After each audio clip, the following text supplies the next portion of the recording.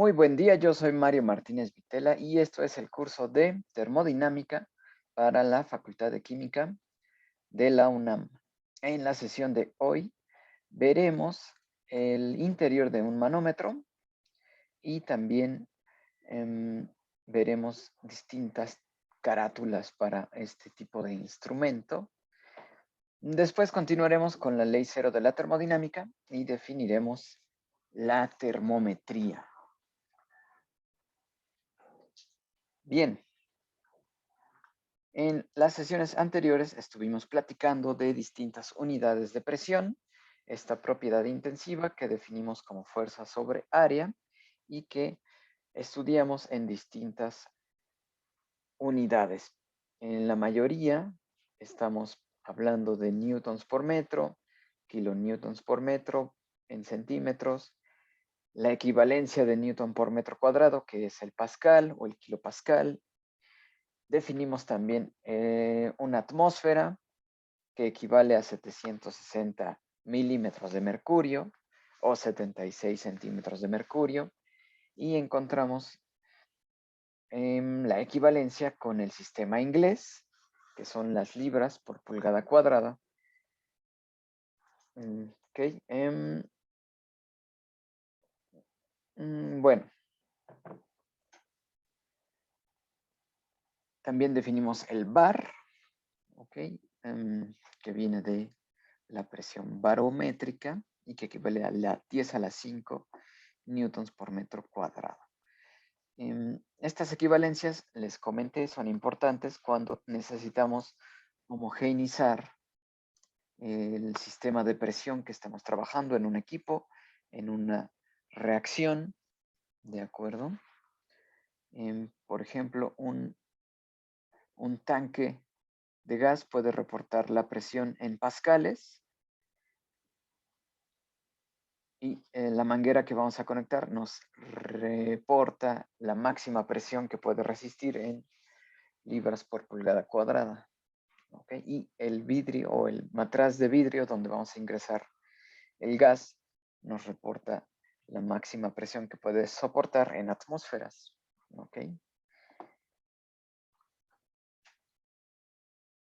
Es común en las industrias, hay algunas industrias que trabajan usualmente con cierto tipo de unidades en especial. Me parece que en la industria petrolera usan el kilogramo fuerza por centímetro cuadrado. En el ámbito académico usamos mucho más las atmósferas, pero bueno, depende de quiénes sean los proveedores de equipo y de gases. Bien, vimos también la presión manométrica, que la definimos como la diferencia entre la presión absoluta y la presión atmosférica. Vimos que cuando la presión manométrica es mayor que la atmosférica, podemos obtener la presión absoluta como la suma de la presión atmosférica más la presión manométrica. En cambio, si la presión manométrica es menor, hicimos el ejemplo con este último manómetro de tubo en U, si la presión 1, la presión manométrica es menor que la presión 2, que es la presión atmosférica, para obtener la presión absoluta, allí le asignamos un signo negativo a la presión manométrica y entonces hacemos la resta, presión atmosférica menos presión manométrica para obtener la presión absoluta. ¿Okay? En ese caso, el signo negativo de la presión manométrica le asignamos un sentido de presión de vacío. Hizo una presión de vacío en el equipo. En el manómetro se está detectando una presión de vacío por ese valor menor que la presión atmosférica. Y vimos también que en sí la presión en un vacío, en el vacío absoluto, es cuando no hay moléculas que ejerzan presión sobre una superficie. Allí la presión absoluta es cero. ¿Okay? Es la base, la línea base que tenemos aquí en esta línea. a esa condición se tiende cuando estamos en el espacio exterior, por ejemplo, donde hay una densidad de moléculas bajísima y entonces la presión tiende a una presión de vacío.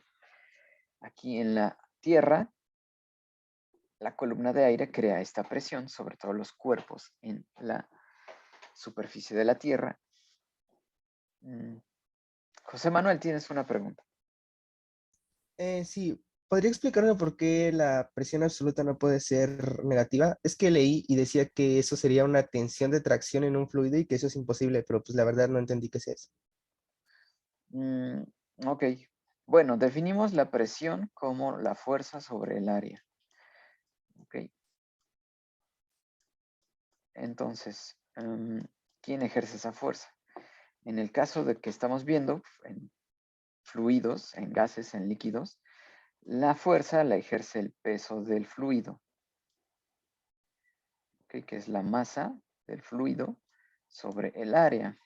¿Ok? Eso es lo que está ejerciendo esa presión. Entonces, si no hay masa, si no hay moléculas de aire sobre un área determinada, el peso es cero, entonces no podemos, la presión entonces se hace cero también si no hay esta masa sobre un área. Ok. No sé si lo que nos mencionas de la tensión de tracción es un término que, bueno, tiene muchos nombres, pero yo lo entiendo como que tendríamos que colapsar al líquido, una cosa así. O sea, como ustedes saben, un líquido es un fluido incompresible, es decir, em, no es como un gas que podemos comprimirlo, es decir, reducir el espacio entre moléculas, como en el caso del gas licuado, que es una mezcla de gases comprimida que llevamos al estado líquido, el gas licuado. En el caso de los líquidos no podemos hacer eso, porque las fuerzas intermoleculares no nos dejarían comprimir el volumen em, de un líquido, ¿ok? Solamente lo desplazaríamos.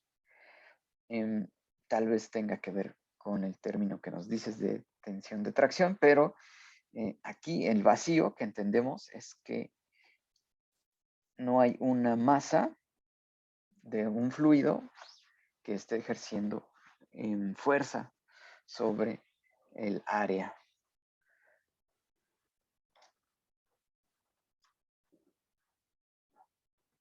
¿De acuerdo? No sé si esto Gracias, profe. responde tu pregunta o si quieres lo seguimos, lo checamos y lo comentamos más adelante.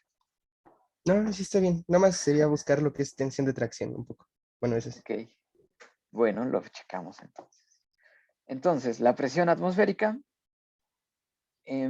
creada por el aire sobre la superficie terrestre y la presión manométrica que nos dice el sistema que estamos evaluando cuánto se desvía de esa presión atmosférica.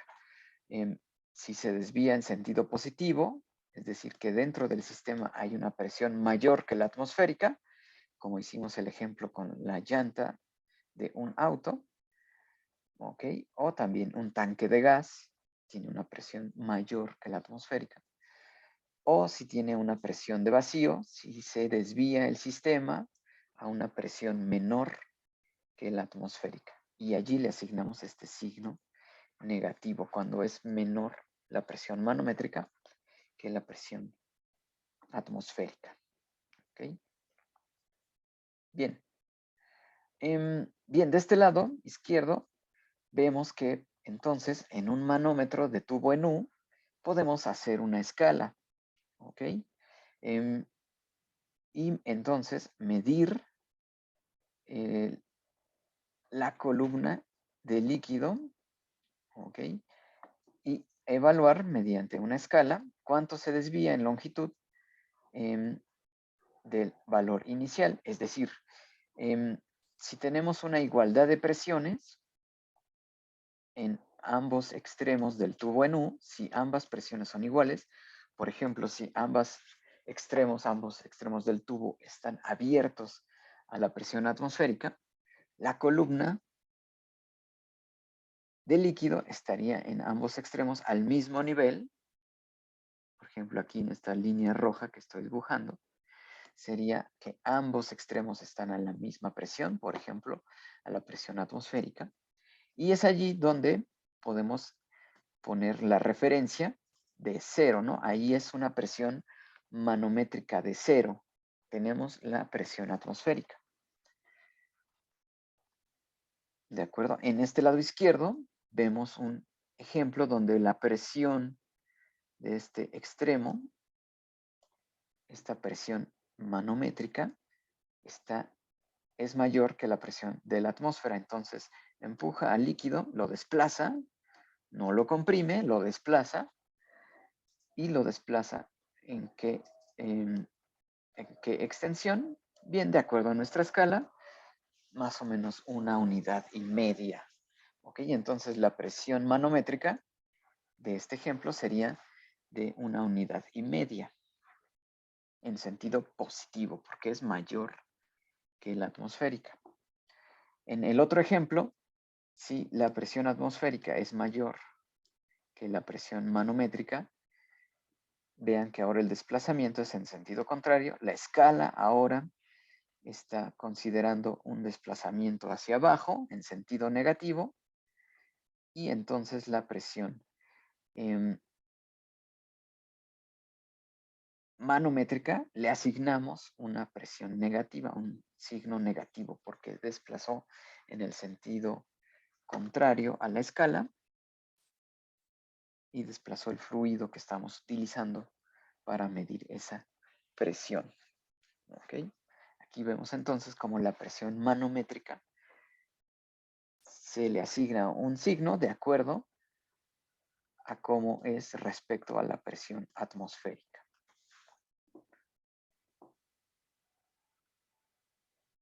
Bien, por ejemplo, aquí les pongo una carátula de un manómetro, el cual tiene la escala de presión con una aguja, y tenemos dos escalas. En negro está en libras por pulgada cuadrada, y en rojo está en bares. ¿Okay? Ahora, este tipo de manómetros se llama de tubo de Bourdon. ¿Okay? Aquí está escrito abajo en la figura que tenemos aquí en la parte inferior. El tubo de Bourdon, un manómetro de tubo de Bourdon. ¿Okay? Entonces, en este clase de manómetro tenemos un tubo de metal que está enrollado. ¿Okay? Es un tubo hueco y que está con forma de medio resorte. ¿Ok? Y se le conecta el sistema, ¿no? En este caso un hervidor. Se conecta el sistema del cual va a proveer la presión manométrica e ingresa el aire o el gas por este tubo curvo, y vean que este tubo curvo culmina en una punta de metal y a su vez está conectado a un engrane que es que tiene montada la aguja. ¿Ok? Entonces se establece el 0 cuando el mecanismo no tiene contacto con la punta de metal. Allí se establece el 0 en esta carátula de ejemplo de acá arriba. Es en esta parte. Allí la aguja no tendría contacto con el tubo enrollado que tiene dentro. En cuanto el aire comienza a ingresar, este tubo se empieza a distender, a empezar a presionar sobre este elemento mecánico, y el cual con estos engranes empieza a elevar la aguja. ¿Ok? Es un mecanismo sencillo, pero de los más comunes, ¿no? Bien, me parece que en el laboratorio vamos a usar, bueno, vamos a ver un tubo en U, para hacer distintas determinaciones de presiones manométricas.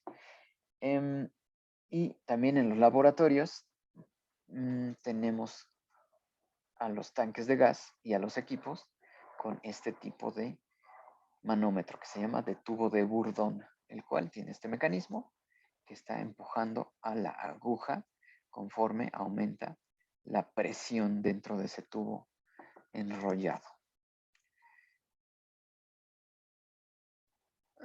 La presión del agua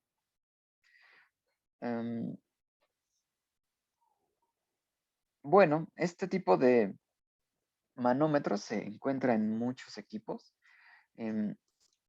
Dependiendo del equipo, por ejemplo, en los tanques de agua, podríamos tener ambos tipos, ¿no? Podríamos tener de tubo en U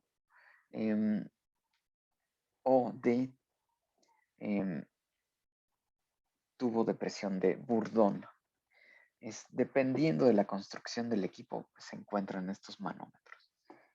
También hay unos mucho más sofisticados que utilizan, en vez de un mecanismo mecánico, utilizan lo que llamamos un transductor de presión, es decir, traducen señales eléctricas y la traducen a presión mediante un circuito electrónico. Esos son los más modernos y los más caros, ¿no? Bueno.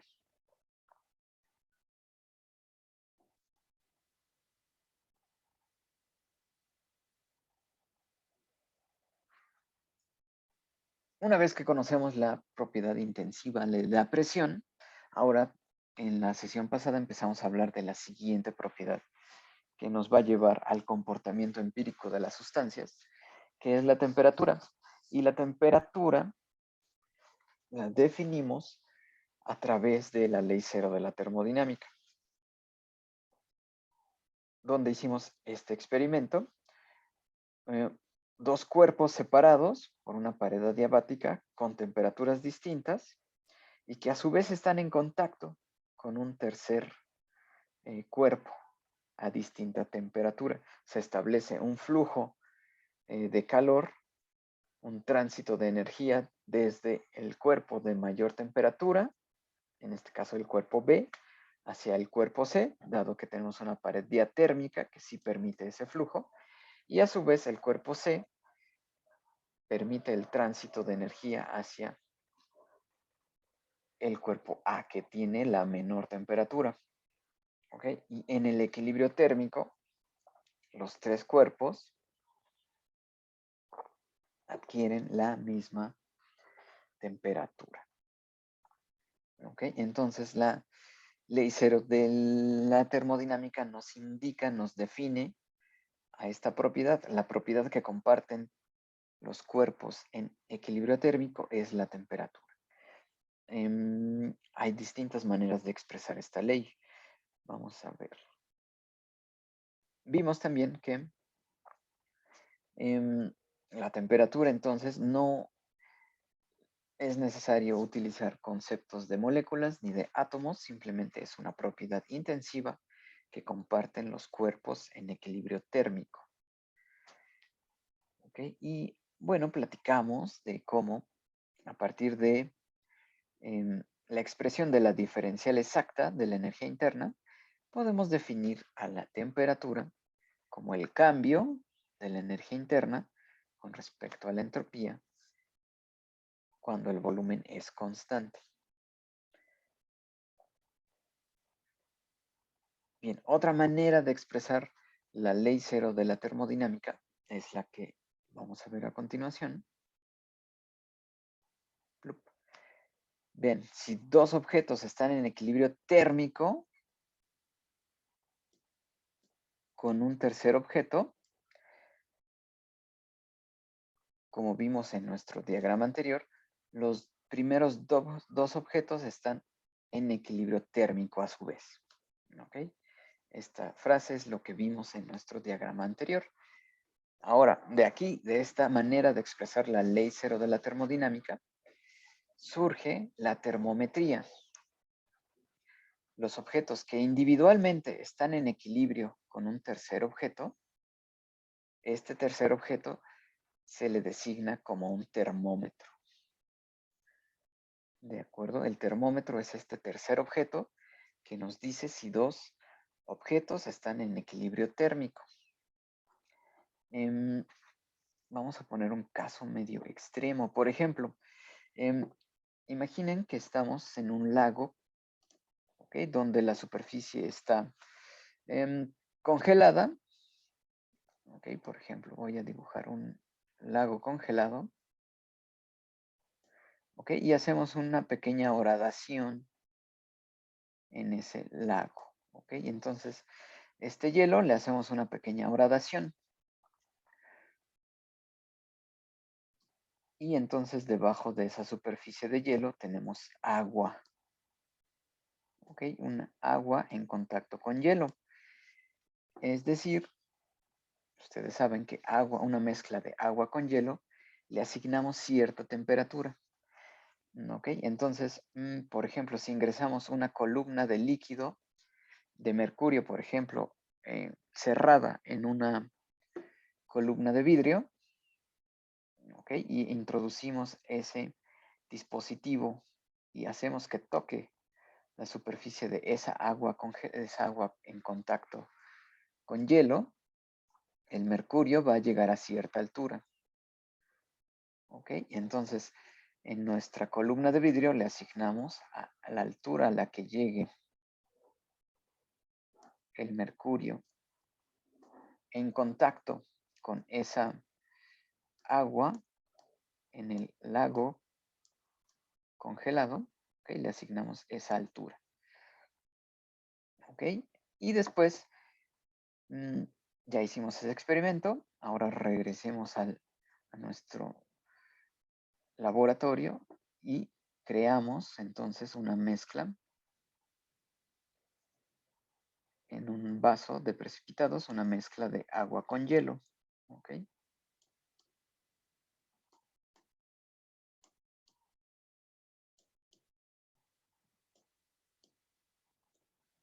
Y entonces tomamos nuestra columna de mercurio y la ingresamos también al sistema. ¿Ok? Lo que esperaríamos es que el mercurio llegara a la misma altura en este objeto. ¿Ok? Aquí vemos, entonces, si marca la misma altura en este experimento, en el interior y en el exterior, tendríamos entonces dos objetos, que son nuestro vaso con hielo, el primer objeto. El segundo objeto es el agua en este lago congelado, con una superficie congelada. Y el tercer objeto es el termómetro, el cual nos está indicando que estos dos objetos están en equilibrio con un tercero, que le llamamos termómetro. ¿De acuerdo? Entonces, dado que ya tenemos en nuestro experimento la medición y además podemos asignar un valor arbitrario a nuestra medición. Por ejemplo, decimos, bueno, este es un extremo de nuestra escala y le voy a poner 0 grados, ¿no? ¿Ok? Y si nos llamamos como señor Celsius, le ponemos a nuestra escala Celsius. ¿De acuerdo? De esta manera es como es el principio de la termometría. Dos objetos que, vean, ni siquiera están en la misma área, ¿no? Están totalmente separados. Podemos determinar que están en equilibrio térmico a través de un tercer objeto, el cual designamos como termómetro. Entonces, la referencia que estamos usando es esta agua congelada de este lago. ¿Ok? Y ya creamos entonces el extremo de nuestra escala y podemos usar ese termómetro con ese extremo de escala, el cual cualquier desviación de esa escala, por ejemplo, un agua que ya no tenga hielo, va a estar ligeramente arriba la lectura de ese cero que establecimos. ¿Y cuál es la desviación de ese agua que ya no tiene hielo? Bueno, es qué tan desviado está de lo que tenía como propiedad este lago congelado. ¿Ok? Entonces, esa es la referencia a la cual nos hace el termómetro. ¿Ok? Bien.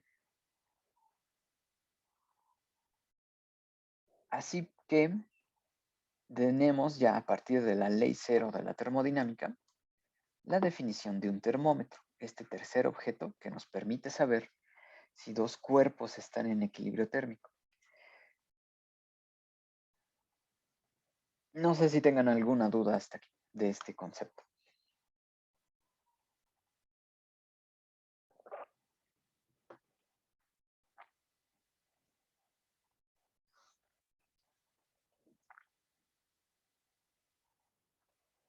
No, profe.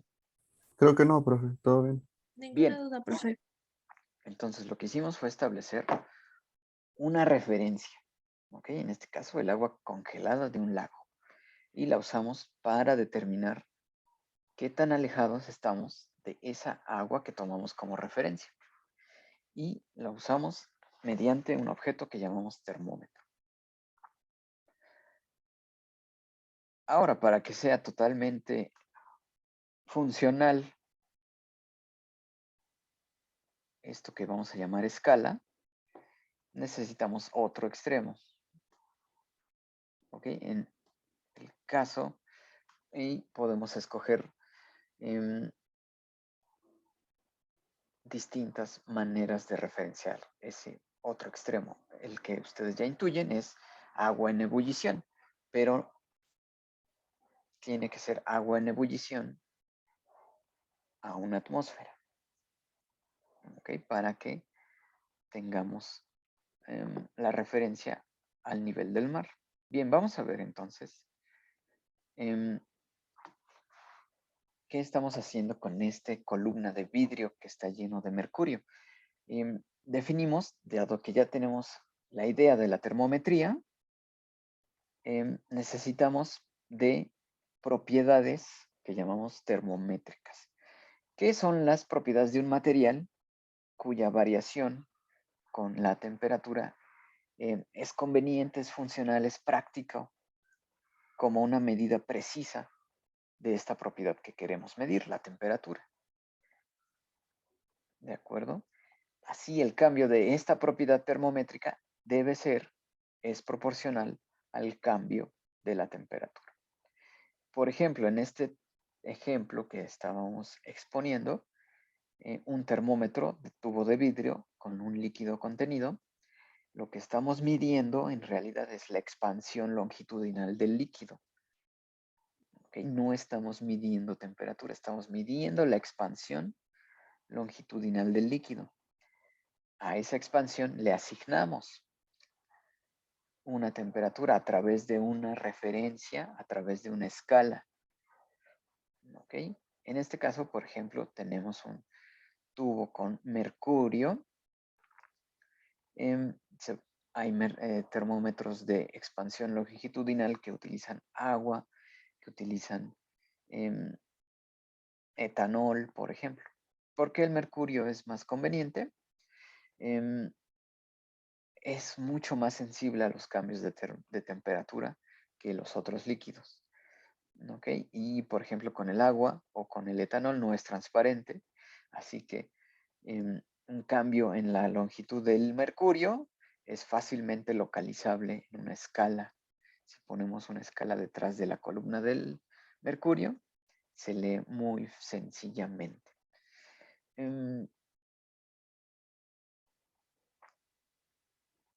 Bien, estos termómetros, que son los que más conocemos, tienen algunas desventajas. No son de una precisión extrema. ¿Sí? Por ejemplo, ustedes que han leído temperaturas en un termómetro de tubo de vidrio, recuerdan que la escala que utilizan está en décimas de grado, ¿no? De esta escala. Si necesitamos mayor precisión, como es en el laboratorio, tal vez en muchas ocasiones este tipo de termómetros no es la suficiente precisión que necesitamos. Por ello necesitamos de otras propiedades termométricas que podamos aprovechar de construir termómetros para leer temperaturas. Ok, entonces, ¿cómo cuáles? Podemos tener lo que se conoce como un termómetro de volumen de gas constante.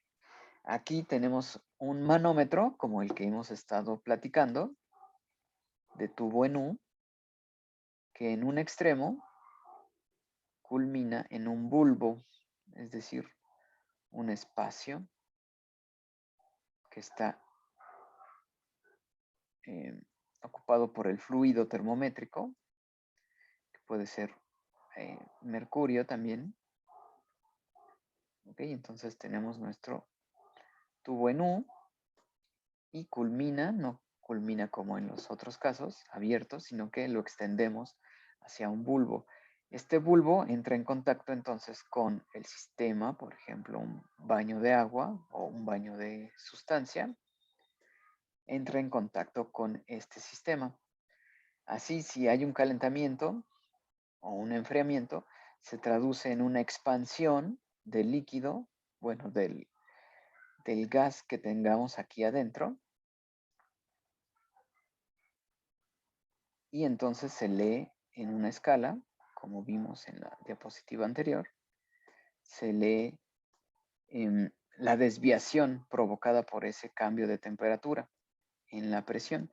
Entonces, aquí lo que usamos para, como propiedad termométrica, es la presión en el bulbo, cómo empuja el fluido, ese cambio de temperatura, y tendríamos una escala para directamente medir temperatura o la presión. Primero la presión y después la interpretamos con referencias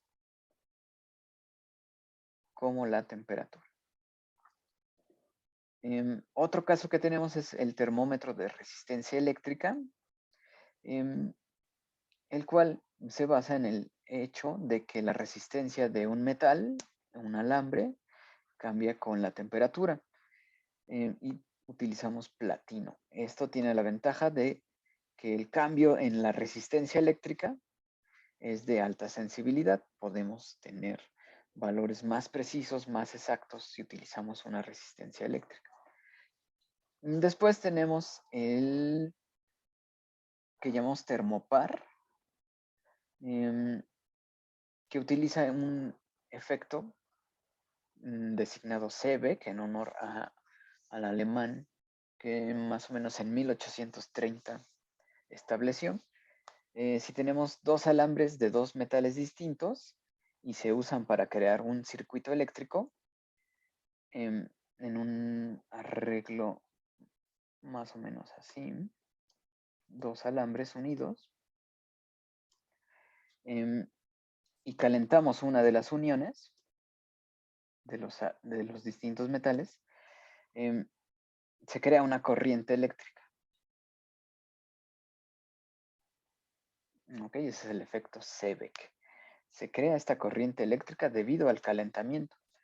Y entonces podemos calcular una fuerza electromotriz que va a ser proporcional a la diferencia de las temperaturas entre la unión que estamos calentando y la unión que dejamos a la misma temperatura. Eso es un termopar. En inglés se llama thermocouple. ¿Ok? Es de los equipos más sofisticados. En los experimentos, en los laboratorios, cuando preferimos una mayor exactitud, vamos a buscar colocar un termopar. ¿Ok?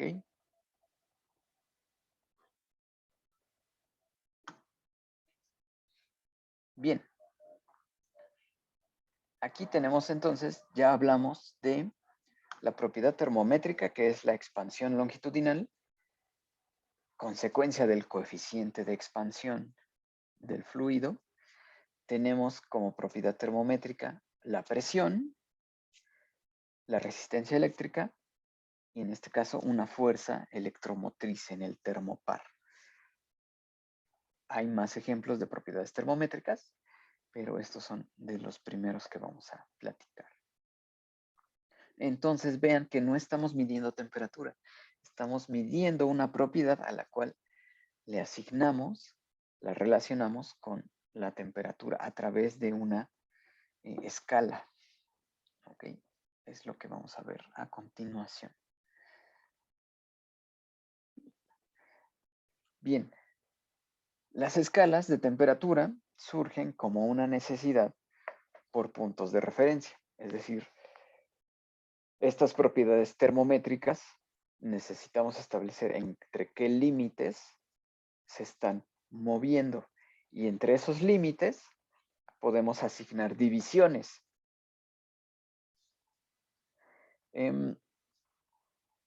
Algunos puntos de referencia comunes son la temperatura de ebullición del agua, el punto de congelación o el punto triple del agua.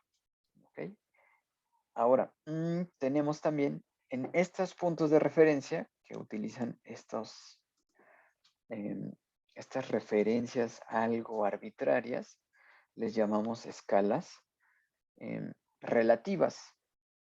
¿Okay? Las escalas relativas utilizan puntos de referencia un poco arbitrarios, ¿no?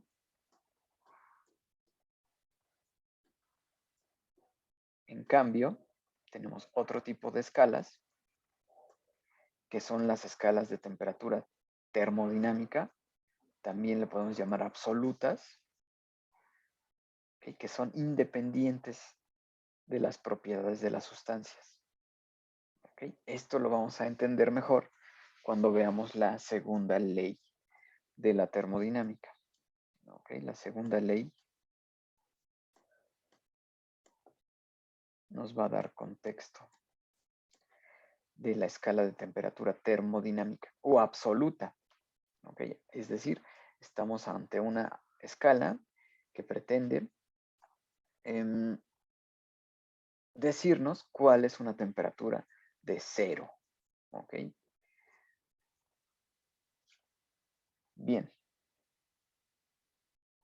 ¿Qué ejemplos tenemos de ambas escalas, relativas y absolutas?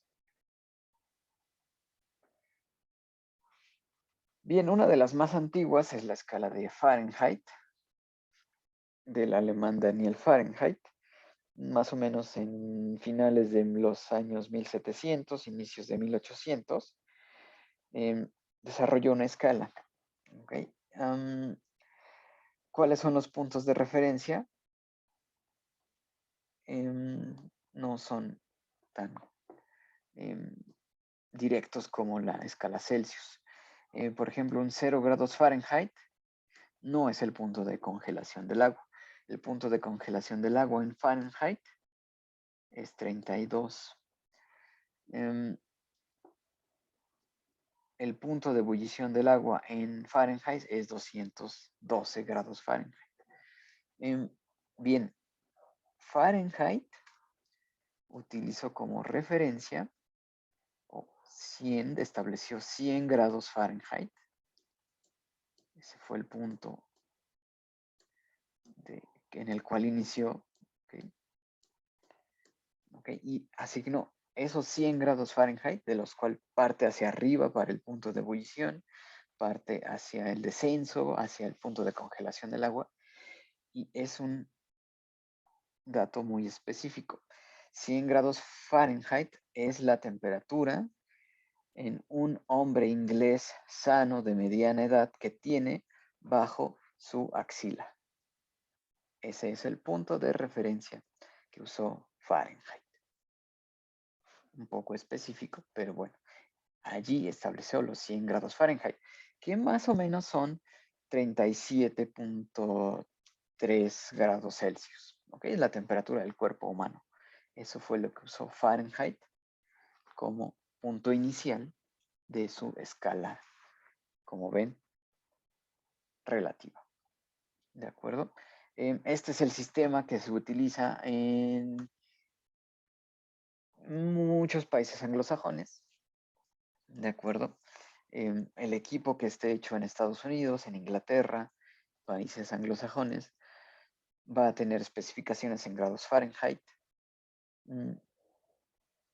La climatología en Estados Unidos, en el Imperio Británico, se lleva a cabo con grados Fahrenheit. Bien, y vean que tenemos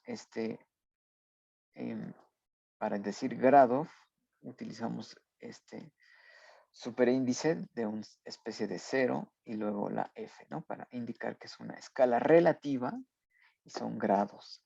¿De quién? De la escala Fahrenheit. Después, Celsius, sueco, establece 2 puntos de referencia un poco menos específicos, parte del punto de congelación del agua, ¿okay? Y la ebullición del agua a una atmósfera de presión. Y entonces, entre estos 2 puntos de referencia, lo divide en 100 divisiones, ¿no? 100 grados Celsius. Antiguamente a esta escala se le llamaba la escala centígrada. Es un término muy antiguo, ya no se utiliza. ¿De acuerdo? Y lo pueden llegar a oír en términos, en ambientes no académicos, no industriales, la escala centígrada. Pero aquí llamamos como los grados Celsius a cada una de estas divisiones entre estos 2 puntos relativos, ¿no? Ambas, Fahrenheit y Celsius, son escalas relativas. Bien, ahora tenemos aquí una escala llamada en honor a Lord Kelvin, que se llama la escala de Kelvin. Ahora, esta es una escala absoluta.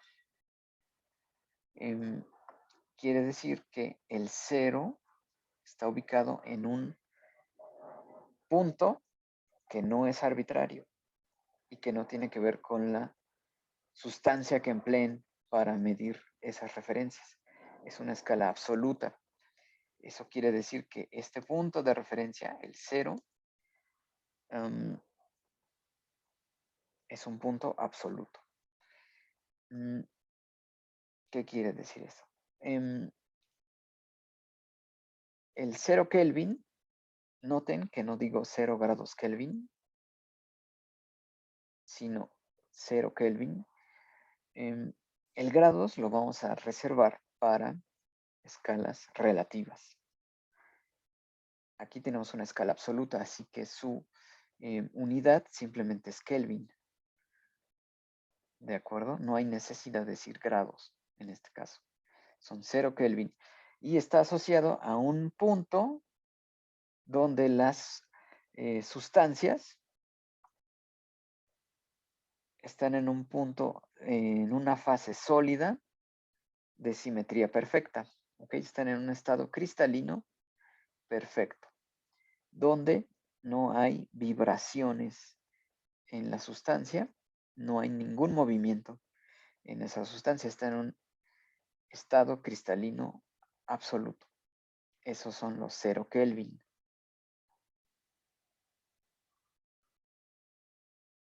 ¿De acuerdo?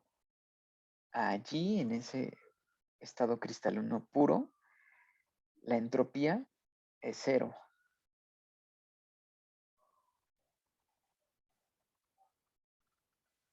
¿Okay? Cualquier desviación hacia mayores valores de entropía en esa sustancia van a aumentar la temperatura. En este caso, la que estamos midiendo en Kelvin. ¿Okay? Entonces, la escala Kelvin parte del 0 absoluto, donde la entropía de la sustancia es 0. Está en un estado cristalino. Perfecto. ¿Okay? Es un estado que pretendemos llegar experimentalmente se ha podido llegar a un Kelvin mediante enfriamientos sucesivos.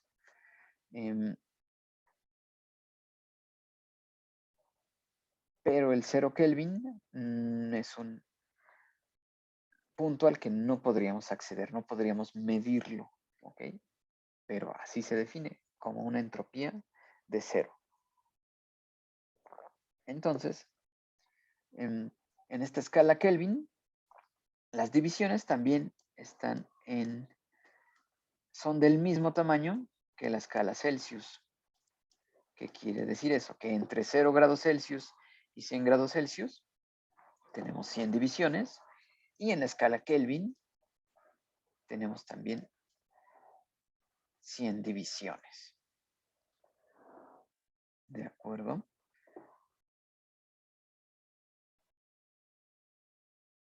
Bien, los puntos más bajos que se han alcanzado a medir, les repito, es del orden de 1 Kelvin, 2 Kelvin, y se verifican cuando se mide la temperatura de nitrógeno sólido, oxígeno sólido, argón sólido, helio sólido, hidrógeno sólido. ¿Okay? Temperaturas extremadamente que consideramos cercanas al cero absoluto. ¿Okay? Entonces, en la escala Kelvin, a partir de esos datos inferiores de congelación de gases, el agua en la escala Kelvin está congelada a 273.15. ¿Okay? Si sumamos 100 para llegar al punto de ebullición, son 373.15 Kelvin. ¿Okay? La escala Kelvin, es la escala que se utiliza en el Sistema Internacional de Unidades. ¿Okay? Se llega a usar también el Celsius, pero es mucho más estricto, más formal, siempre emplear Kelvin en sus reportes, en sus investigaciones, artículos, tesis, utilizar la escala absoluta. Bien, dado que de nuevo nos encontramos ante escalas que son de distinto tamaño, tienen distintas referencias, nos vemos en la necesidad de saber convertir entre cada una de ellas. ¿Ok?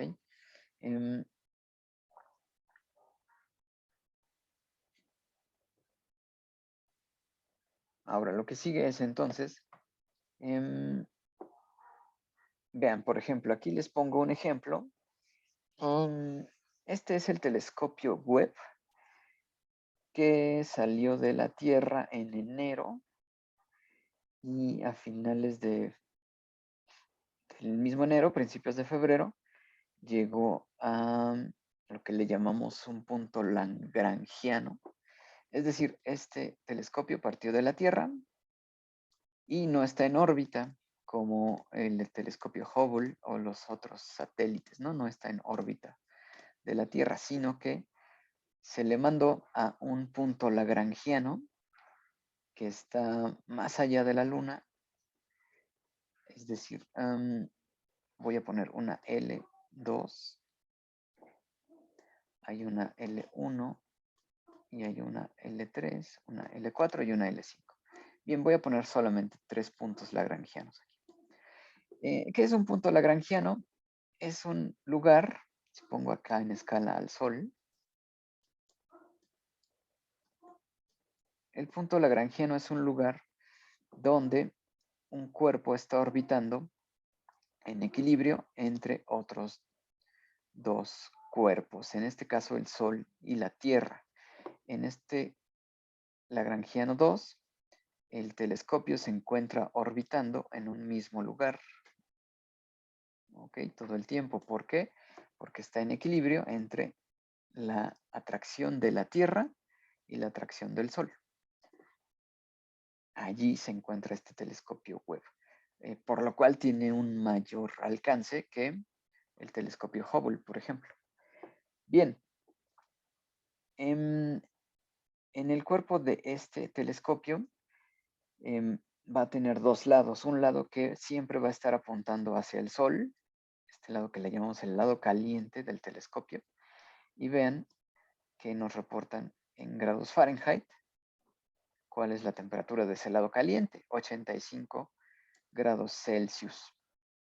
Y del lado frío, vean que en el mismo cuerpo, que no está apuntando hacia el sol, sino hacia el vacío y hacia donde están los detectores, las cámaras, etcétera, llega hasta menos 233 grados Celsius, que son menos 388 grados Fahrenheit. Bien, entonces, ustedes en un momento me van a decir cuál es el valor de estas dos temperaturas que están en Fahrenheit y en Celsius. ¿Cuál es el valor de esta temperatura en la escala de Kelvin? Ok, entonces vamos a darnos 5 minutos para encontrar la conversión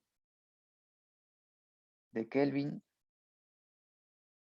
de grados Celsius a Kelvin, y vamos a encontrar estas dos temperaturas. Ok, es muy sencillo. Aquí casi ya la están viendo. Entonces, ¿cuál es la temperatura en Kelvin de cada lado de este telescopio? ¿De acuerdo?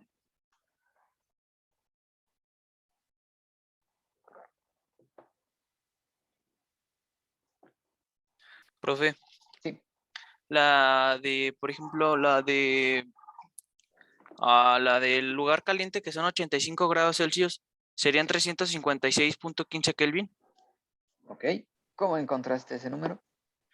Porque es que la otra vez estaba, y bueno, igual vi, y por lo que ahorita dijo que era, que igual que la Celsius y la Kelvin se dividen como de 10 en 10, Sí. entonces es No, básicamente lo mismo. sí. Bueno, entonces cuando es 0 Celsius, y son, es lo mismo a 273.15 Kelvin, entonces solo se le suman los 85 Celsius a los 273 y ya son grados Kelvin. Lo estoy poniendo lo que ¿No acabas de sería decir. 258? Porque ¿Cómo?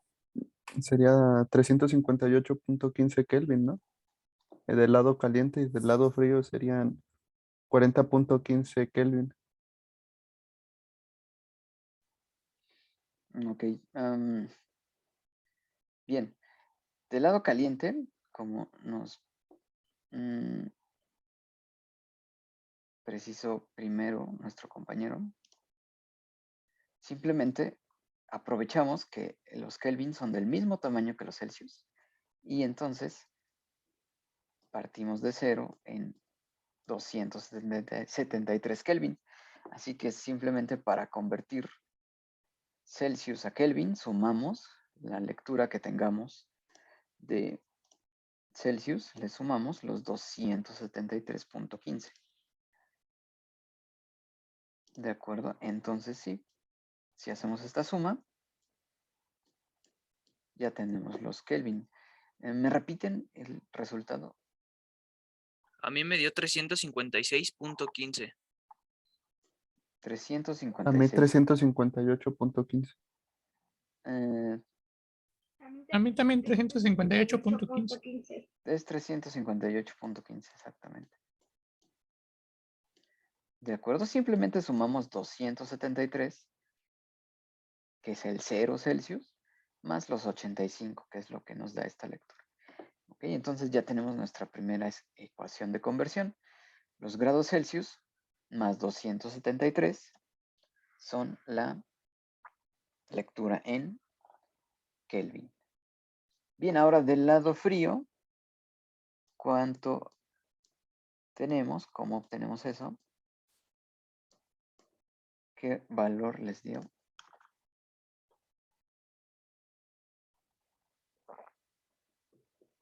40.15 Kelvin. 40.15 Kelvin. Ok. Si lo ven todos, 40.15 Kelvin. Lo único que hicimos fue, ahora tenemos menos 233 y sumamos del 273.15. La diferencia son 40.15 Kelvin. Ok, sí es muy frío. 40 Kelvin está aquí abajo en la escala. Es muy frío. Ok, el espacio es muy frío. ¿De acuerdo? Del otro lado llega a 85 simplemente por estar recibiendo la energía del Sol todo el tiempo. Ok, bien. Así que la escala Kelvin y la escala Celsius solamente necesitan este 273.15 Kelvin para operar. Ok, ahora, ¿cuál es la conversión entre grados Fahrenheit? Y vamos a empezar con grados Celsius. ¿Cuál es esa conversión? La pueden buscar mientras yo lo voy haciendo aquí espacio.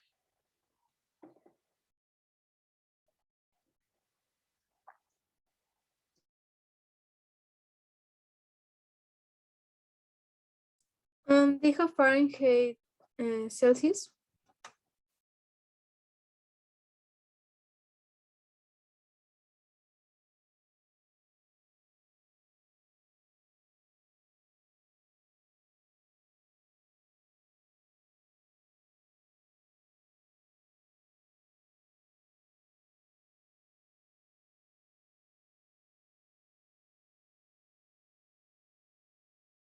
Profe, ¿es Fahrenheit a Celsius o Celsius a Fahrenheit?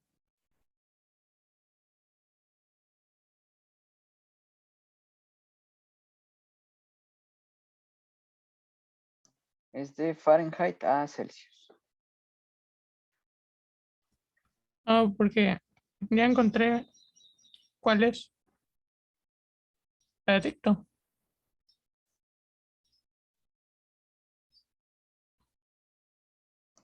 Sí, a ver cuál es la que encontraste. 9 sobre 5, 9 No. quintos, Sí, por grados Celsius más 32. de acuerdo. No le voy a poner 9 quintos. Le voy a poner 1.8. De acuerdo. Es lo mismo. 1.8 grados Celsius más 32. ¿Ok? Entonces, aquí hay dos comentarios. 1.1, los grados Fahrenheit que necesitemos van a ser igual a 1.8 o 9 quintos por los grados Celsius que estamos leyendo más 32. Entonces, ese 32 surge de esta diferencia. Que 0 grados Celsius corresponde a 32 grados Fahrenheit. ¿Ok? De ahí ese 32 que sumamos. Y ese 1.8 quiere decir que los grados Fahrenheit son más pequeños que los grados Celsius. Es decir, vean, en 100 grados Celsius, por ejemplo, de 100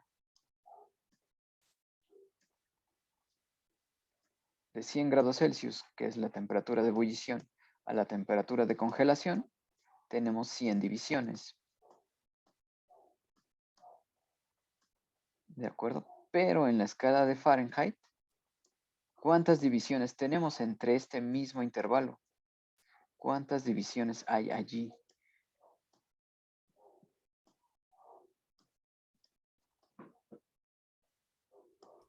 ¿180? 180 grados Fahrenheit. ¿Ok? Entonces los grados Fahrenheit son más pequeños que los grados Celsius. ¿Ok? Por cada grado Celsius tenemos 1.8 grados Fahrenheit. ¿De acuerdo? De ahí ese 1.8. ¿Ok? Entonces ya con esta ecuación, aquí ya nos dan la conversión, pero podemos multiplicar 8.85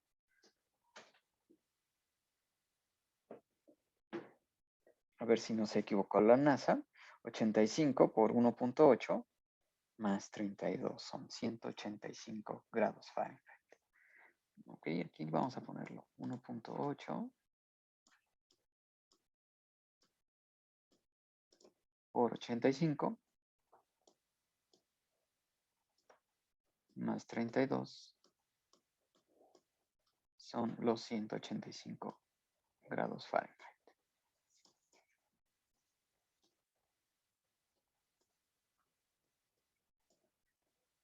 ¿De acuerdo? Ahora sí queremos encontrar el despeje. ¿Cuál es el despeje? Aquí son 185. Si lo que tenemos son grados Fahrenheit y queremos encontrar grados Celsius, ¿cuál es la ecuación? Si me la pueden dictar. ¿Cuál? Disculpe. La ecuación para encontrar los grados Celsius a partir de los grados Fahrenheit. Pues es lo mismo, pero en vez de sumar 32 se resta, ¿no? Ok, ese es un primer paso. Y después, ¿qué hacemos de la resta? O sea, es 1.8 por los grados Fahrenheit menos 32. ¿Están de acuerdo los demás? Más bien se divide. Muy bien. Bien. Simplemente despejamos, ¿no? De esta ecuación. Grado Fahrenheit igual a 1.8 grados Celsius más 32. Queremos despejar el grado Celsius. Entonces, es grado Fahrenheit menos 32. Ya vimos por qué es ese 32 de los 0 grados Celsius. Entre toda esa resta, entre 1.8. Ese 1.8 es que los grados Fahrenheit son más chiquitos que los grados Celsius. Por cada grado Celsius tengo 1.8 grados Fahrenheit. Y aquí está la segunda conversión. ¿Ok? Entonces ya tenemos 3 conversiones. Y si queremos pasar de grado Kelvin hasta grado Fahrenheit, pues simplemente podemos sustituir este grado Celsius acá abajo y sumar después el 273. ¿De acuerdo? Entonces, lo que vamos a hacer en próximas clases es estar usando estas escalas de temperatura porque, les repito, necesitamos crearnos este criterio para saber en qué ámbito de temperaturas estamos, ¿ok? Que ustedes vean 40 grados Fahrenheit y sepan de inmediato si eso está en el extremo caliente, está en el extremo frío, etcétera, ¿ok?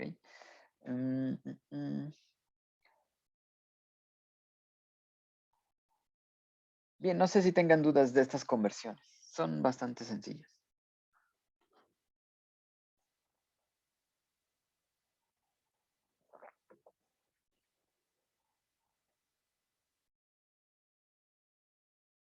No, profe, ninguna. Muy bien. Así que ya definimos 2 escalas relativas. ¿Por qué son relativas? Porque usan puntos arbitrarios, divisiones arbitrarias. ¿Ok? Son de uso extendido. Y tenemos una escala absoluta que aprovecha la segunda ley de la termodinámica para definir un punto que llamamos el cero absoluto, donde la energía, la entropía de una sustancia es 0, y a partir de la cual aumenta la temperatura en divisiones que son del mismo tamaño que la escala de Celsius. Bien, les voy a dejar una tarea. Esta es su tarea.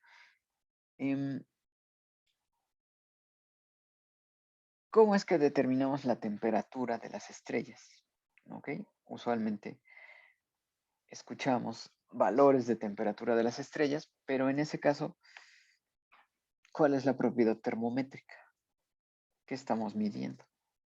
¿De acuerdo? Esa es su pequeña tarea, la cual voy a poner en Edmodo para que lo vayan contestando. ¿Ok? Bien, en la próxima sesión vamos a hacer algunos ejercicios de conversiones. Realmente son sencillos y ya vamos a poder ingresar al comportamiento empírico de los gases. Es decir, vamos a emplear las leyes de Boyle, Charles y Marriott que nos van a llevar a definir la ecuación del gas ideal. Y entonces, ya armados de el conocimiento de la presión, la temperatura, vamos a poder armar una función de estado para describir el comportamiento de una sustancia, de un fluido, que le vamos a llamar gas ideal. ¿De acuerdo? Entonces, hoy me tengo que retirar ahorita, pero el próximo martes vamos a retomar desde aquí. ¿De acuerdo? Sí, profesor. Sí, profesor.